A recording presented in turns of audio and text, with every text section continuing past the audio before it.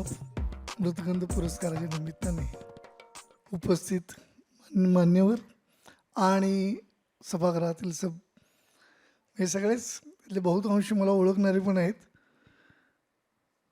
म्हणजे खरोखर मानपत्र असं काय लिहिलं आहे काय की मला दडपण आल्यासारखं झालं. एवढं सगळं काय काय 60 वर्षाच्या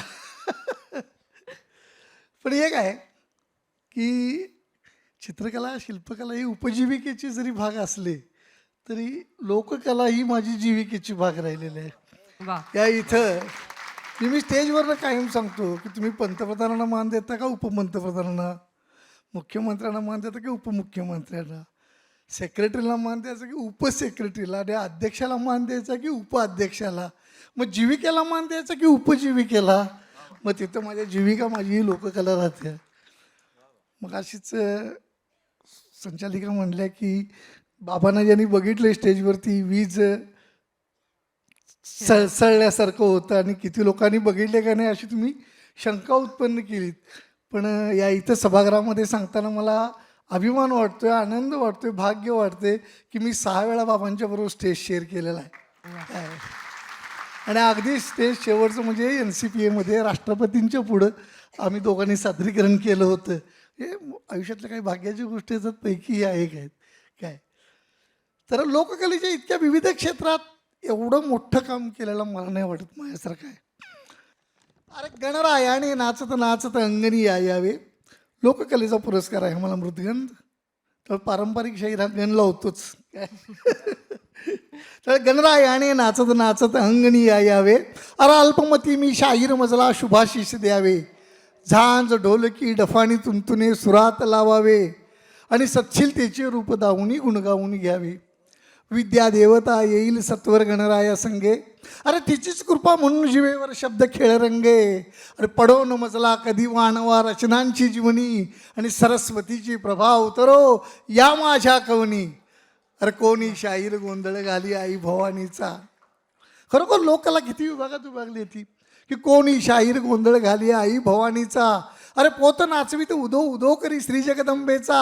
अरे थापड अपावर मारित कुणी कुणी शिवबाचे गाई आणि टाहो फोडून सांगे निर्मिली कशी ती शिवशाही.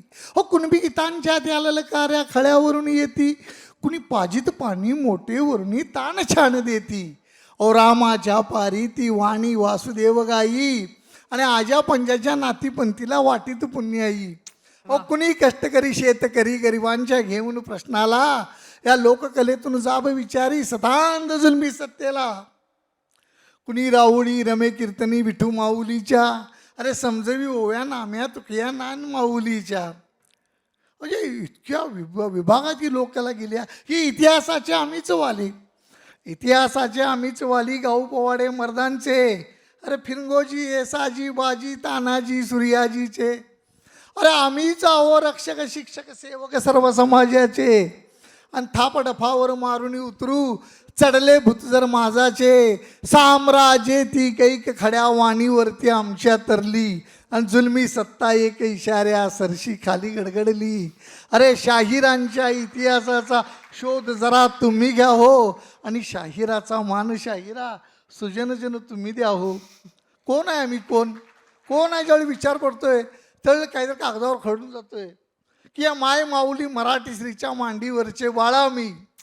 माय माऊली मराठी श्रीच्या अंकावरचे बाळा मी आणि खबरदार जर तिला हिनविता होऊ कर्दन काळा मी. अरे अलंकार ते शब्द सुरांचे गुंफून तिचला बहाल करू आणि महाराष्ट्र जय जय श्री मराठी एकचे हा जयघोष करू. जयघोषाचा निनाद भारी आज रवींद्रनाट्यमधून घुमे अंबरी. अरे हेमगिरी तो कौतिके विचारी अरे कुठून येते या ललकारी. वृत्तांत कथन्या मेघदूत मग दक्षिणेतून उत्तरी जाई आणि गिरिराजाला सांगे गरजून कोल्हापूरचा शाहीर गाई. राजू राऊत नाव तयाचे राजू राऊत नाव तयाचे कवने लिहून तो गातो. 3-1 हजार मनाचं लिखाण आहे ज्याच्यावर 2 PhD झालेले आहेत. काय स्वतःला मला डॉक्टरेट नाव ऑनरेट केलेलं आहे तुम्ही ऐकलंच. राजू राऊत नावत याचे कवने लिहून तो गातो आणि साथीदारासह ताना मारितो. अहो शिवाजी पेठेमध्ये राहतो. आता वा. फक्त या इथं मगाशी बसल्यानंतर शेवटच्या 4च ओळी आहेत तेवढं मी सांगणार आहे. जे बाबांच्या बरोबर संबंध होते तेच पुढे नंदेश असू देत, सरिता असू देत, या पुढच्या पिढीतनं जोपासले गेले. इथं आवर्जून आठवण काढली गेली, इथं मला सन्मानित करण्यात आलं. त्याबद्दल सर्व व्यासपीठाच्या वतीनं, उपस्थित श्रोत्यांच्या वतीनं पुनश्च एकदा आभार आभार आभार. नंदेश, सरिता, आयुषी. धन्यवाद.